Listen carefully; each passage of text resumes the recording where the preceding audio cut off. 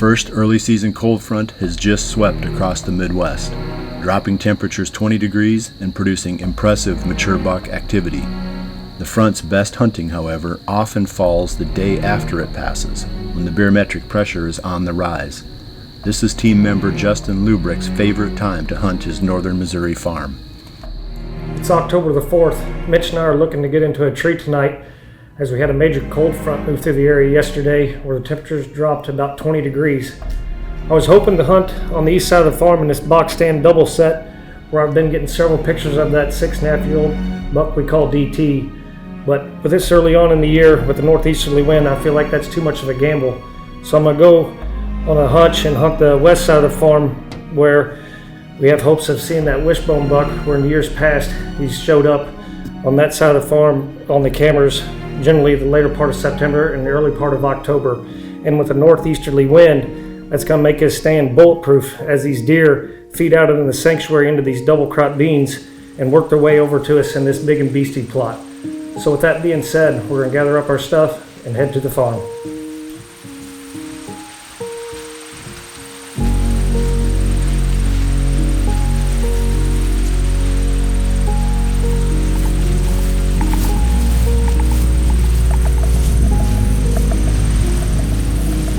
Well, it's October the 4th. Mitch and I are set up on the west side of the farm, about 150 yards down from where I shot Misfit, overlooking this big and beastie plot and a double crop bean field. We're back in here after that Wishbone buck. He's a 6.5-year-old deer that Tyler walked late season back on the big food plot. I know it had to be tough on him, but me and him both agreed if that deer made it past rifle season that he could turn into something special maybe this year. So he hadn't showed up on camera. He generally shows up later part of September, early October, and we got the perfect conditions for him to show up tonight. We had a cold front move in here yesterday, and deer generally, move better on that second day. So we've got a deer out there on the field already, so we're going to settle in here and see what tonight brings us.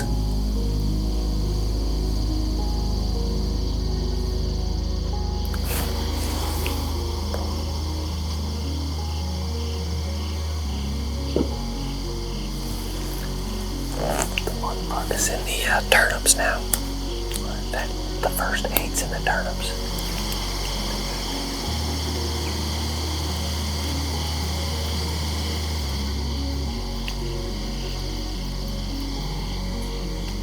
Justin watches as several bucks pile into his bean and turnip plots. It is a promising start to the evening, but Justin's top target is yet to appear. 205 miles to the northwest, Owen Reigler heads in after the buck he calls Picket Fence. All right, we'll try and get an interview in here. I just got set up. Deer start showing up. We got 2 little button bucks and 2 yearling bucks right in front of me here. But anyway, the plot thickens for this Picket Fence buck. So 2 days ago, I hunted right here for him. This is where I passed him last year. And he was a no-show. So then last evening we went down and hunted that Wolverine buck, which we seen him when we were in the game. Had him at about 70 yards, but while we were hunting that buck, the Picket Fence buck walked 15 yards from this blind at 5 o'clock. I mean, that's what these weather fronts will do for you. That's why you don't wait to get daylight photos of these deer, because he hadn't been up here. I didn't have any pictures of him for, 7 or 8 days, nothing. And then this cool front hit, and my trail cameras have gone bonkers. The pictures have tripled. They've been massacring these scrapes. And if you wait for a daylight picture, you might miss your opportunity. But, can't be everywhere at once, so we had fun hunting that Wolverine buck, but Picket Fence was in here last night all the way up till about 2 o'clock. We had pictures of him. So I feel like he might still be right in here. So that's why I'm back here. We'll see if we can get an opportunity at him.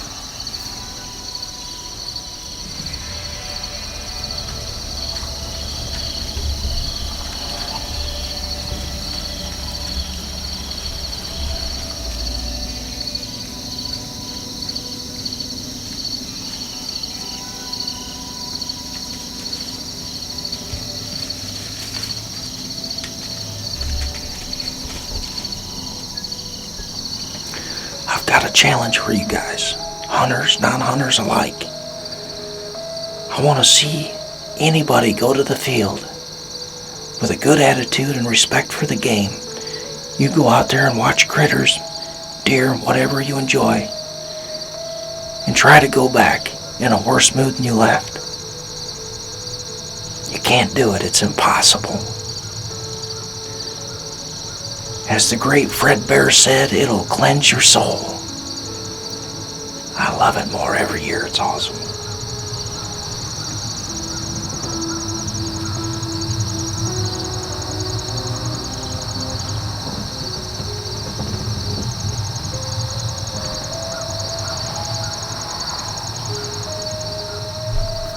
The action is steady, but the buck never appears. Recently, Picket Fence has been very active in daylight in front of Owen's cameras. Now the bow hunter fears he may have missed his best opportunity.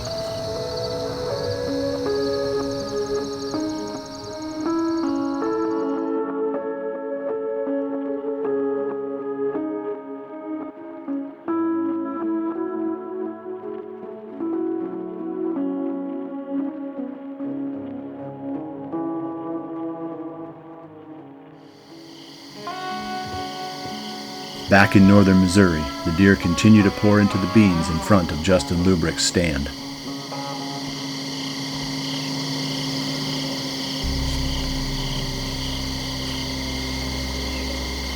Mitch, that's DT. He just stepped out over there on the other side of the timber. What's he doing on this side of the farm? I can't believe it.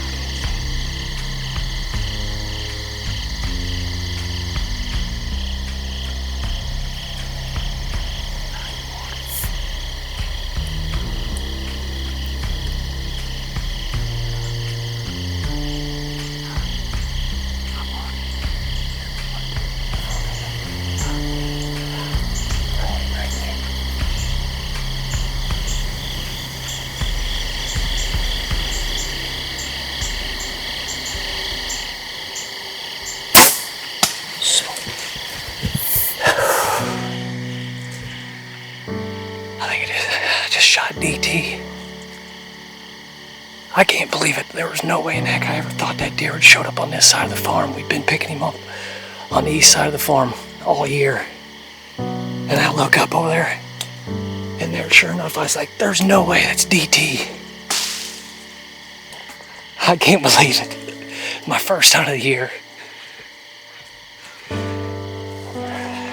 The day after the front, I tell you, I live and die by it. You've got to be in the stand the day after a cold front. I'm 150 yards down, south from where I shot Misfit last year. Same field. Wow. Well, we just got back out here where we stopped earlier, where we tracked him about 150 yards to the wood line here.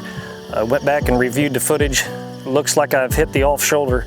So we're gonna ease our way in here and see what happens here. All right, here's blood. Hey, just wait. Let me get you going over. Okay. Y'all back out of the way. Yeah? Oh, there. Oh, he's right there. He's right there. He's right there.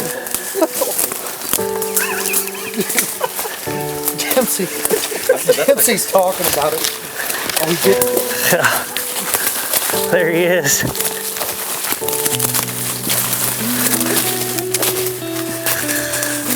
Oh my God.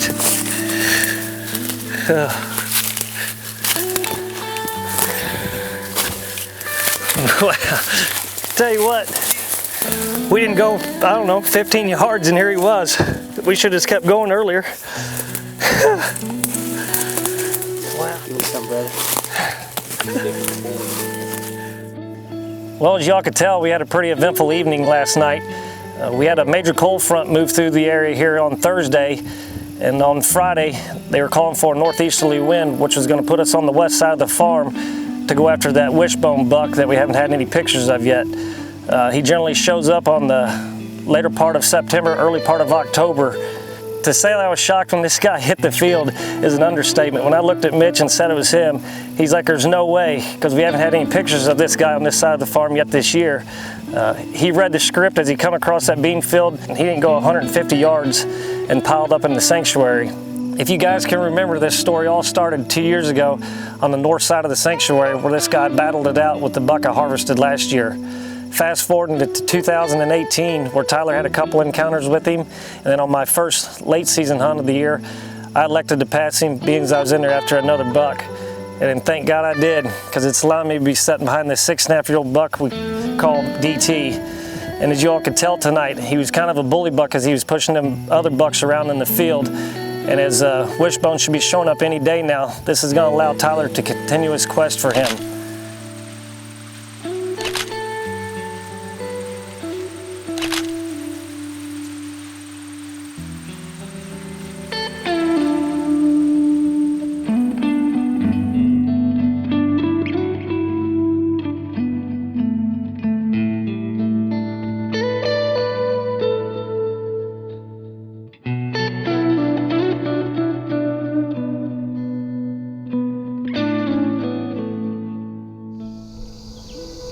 The buck DT was a proven bully. Now that he is out of the picture, Justin and Tyler hope that Wishbone will return. The rest of their season now hangs on finding and hunting that deer. With the passing of the cold front comes a return to normal. Bucks are again nocturnal. It is time to play it safe, not forcing things when the bucks aren't likely to move in daylight. However, I've been getting a few borderline daylight photos of the bladed 10 in one of my best small plots. So on the evening of October 7th, despite a light and variable wind, I make the decision to hunt him.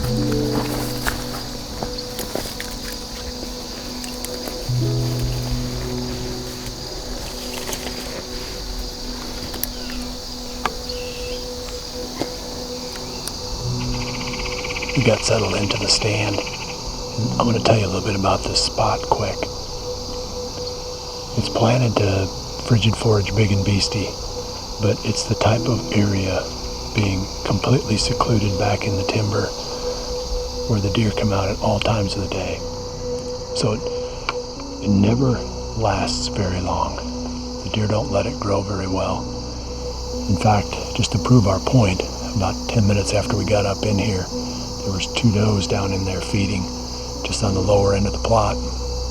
We don't have a lot of choices as far as this coming next few days of being able to hunt this spot, but we probably should have gone someplace else just to be on the safe side. I don't like hunting my best spots or my best bucks when the wind is light and variable, because you can't predict where it's going to go.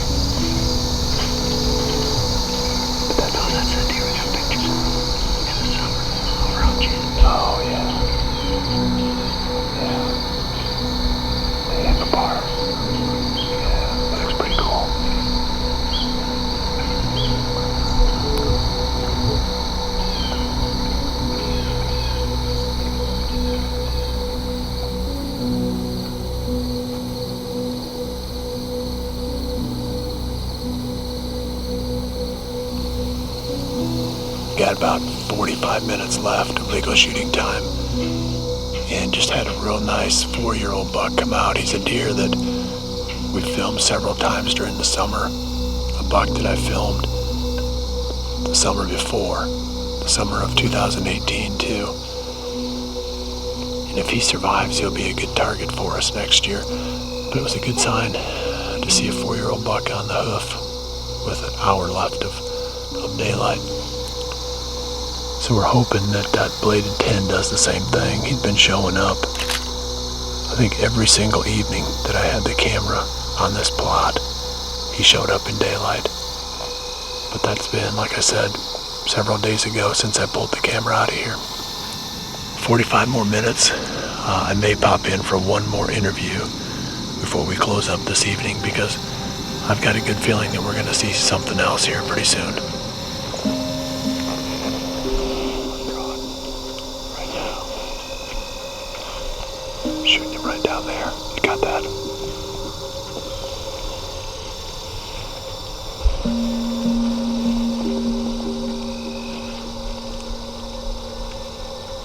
Shooting like right there.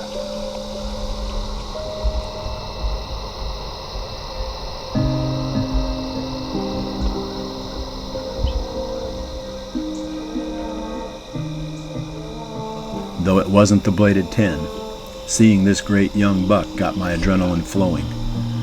Though many more deer filter through the small secluded plot, the encounter with the wide 8-pointer is the highlight of the evening. The bladed 10 never showed up. I will be back after him in this spot very soon. The following morning, 70 miles to the east, Jared Mills busies himself with 2 tasks: harvest a doe and get more cameras out on the new project farm. This is a property where Jared recently acquired permission, and one that he hopes to develop over the coming years.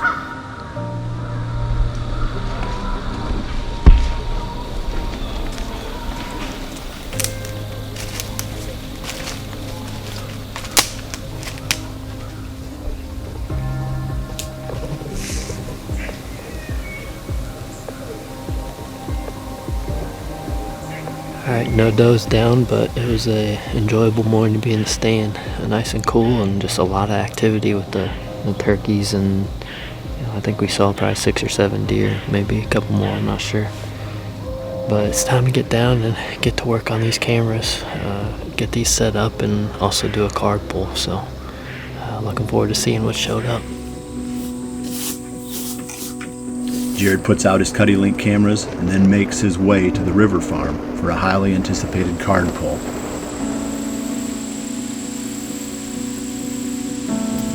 Marino. Sweet.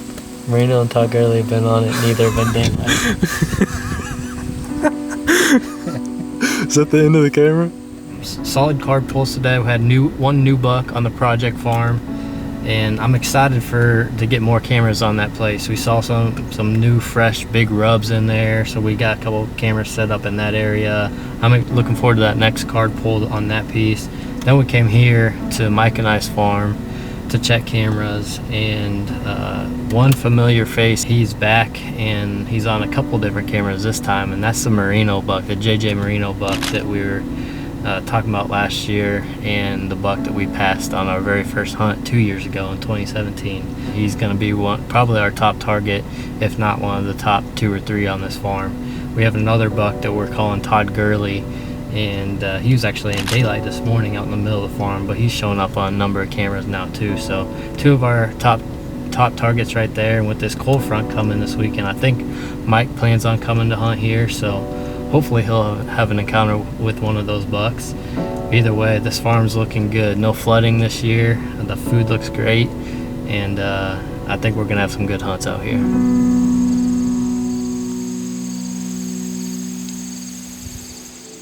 Daylight activity among mature bucks ebbs and flows with the temperature at this time of the year. As weather patterns return to normal, so does the hunting action. Unfortunately, normal means slow, but despite the long odds, several team members continue to hunt. Mike Reed starts his Iowa season focusing on a buck he calls Sherman, a big-bodied 10-pointer living on a farm he helps manage near his home. Jared Mills focuses on shooting does, filling the freezer and biding his time until the conditions are right to go back after the big deer. Owen Reigler took another shot at Wolverine with no sightings, and Josh Sparks sat for the big public land 10-pointer again, only to observe does and small bucks coming to the beans. As Jared stated, everyone looks ahead to the weekend. This is when the second major cold front of the season is scheduled to steamroll the Midwest. As the anticipated front rolls through, Josh Sparks plays his best card. He hangs a stand over the scrape that he watched the big public 10-pointer tear up when he was hunting the spot a week earlier.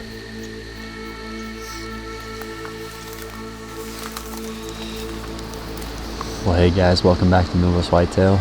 It is October 11th, and Max and I just got set up in the tree. We've probably been good to go for about 30 minutes now.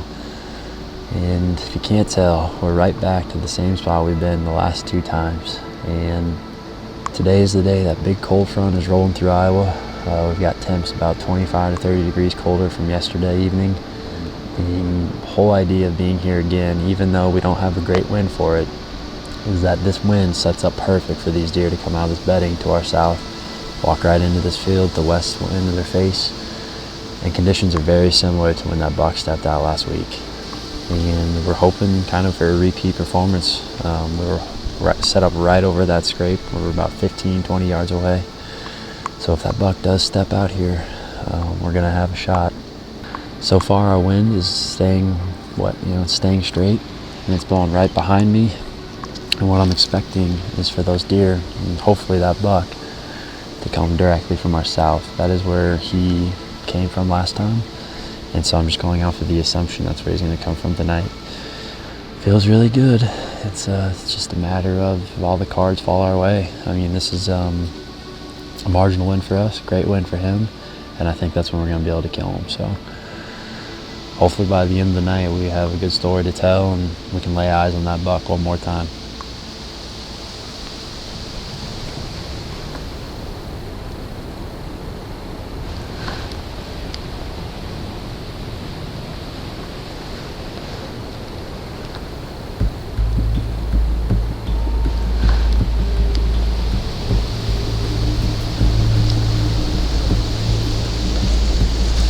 One on the left's the bigger one.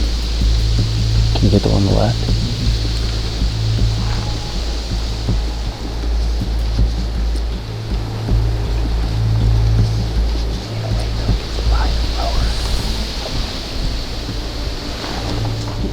Yeah, he is.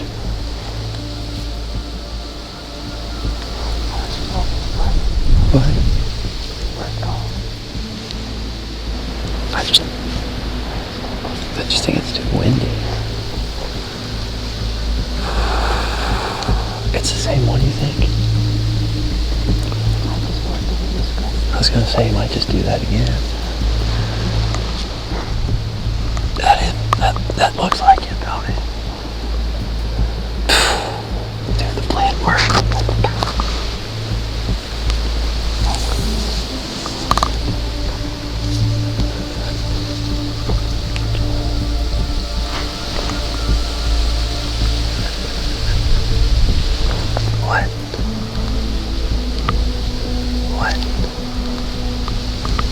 What?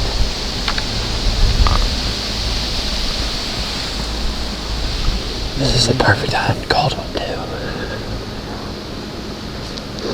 Well, it's 6:30. And it was just deja vu. I just looked up in the beans and there he was with another buck. And I thought we had it perfect. This wind's hitting us right in the face, and it was hitting us in the face the entire time he was out there. I mean, there is no way our wind is swirling all the way over there. And for whatever reason, they just trotted off back into that little timber. I mean, neither of them raised their tails, nothing. They just kind of trotted off into the timber. Max saw them, I wasn't even looking. We got about 45 minutes left. But just like last time, my gut feeling tells me I'm not going to see him again. Only this time, I don't know why. Crazy.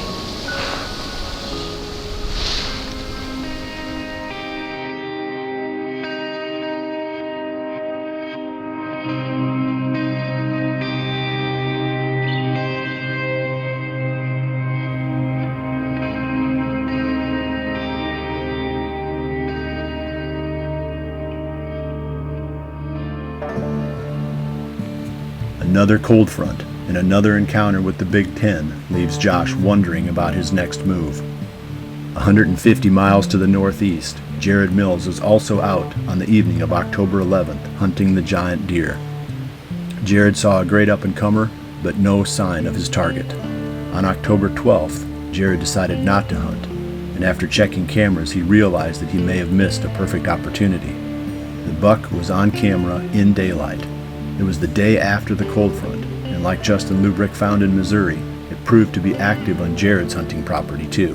With the buck showing signs of daylight activity, Jared again hunts him on October 14th.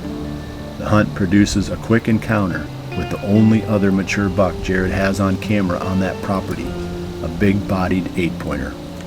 After consecutive days of cutty-back photos, Jared has a strong hunch where the big deer is bedding. October 16th is windy, perfect conditions for sneaking close to the sanctuary. Jared turns into the wind and heads to a bean field on the fringe of the big deer's core. Alright, another aggressive move on this big deer tonight. It's October 16th, and Grant and I found a small pin oak to hang in that's a little bit downwind of where we think this deer's bedding. The weather's great, a nice northwest wind. It's going to die down a little bit closer to sunset. But sometimes I have a great feeling about these risky, aggressive moves, and sometimes I'm wondering what in the world I'm doing, and this is one of the latter. I decided to do this tonight just because I want to hunt him on his pattern and not have to worry about where he's going based on a doe. So I figured my time is limited to be able to do that, and getting aggressive right now is my best chance at this deer while I know the area he's using.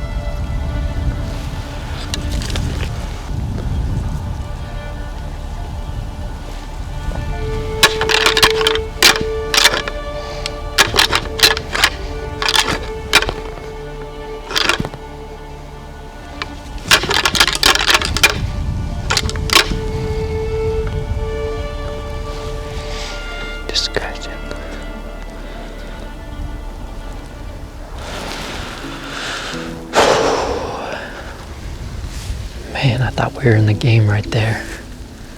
He came out right where we thought he would, where he's bedded. I mean, exactly in the spot. which was good to see, to confirm that. Not sure where he's going. He just pretty relaxed, and he hid back in the CRP.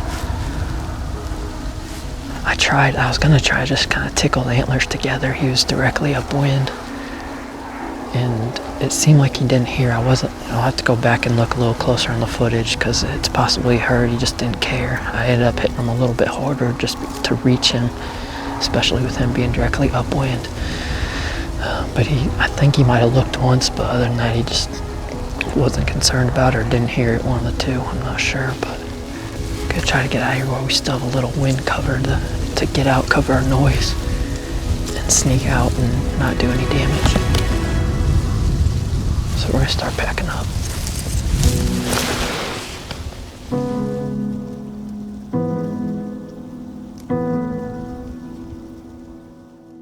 Man, all it did was confirm that we know where he's bedding most of the time. I don't have a game plan of getting any closer than maybe moving in on the ground.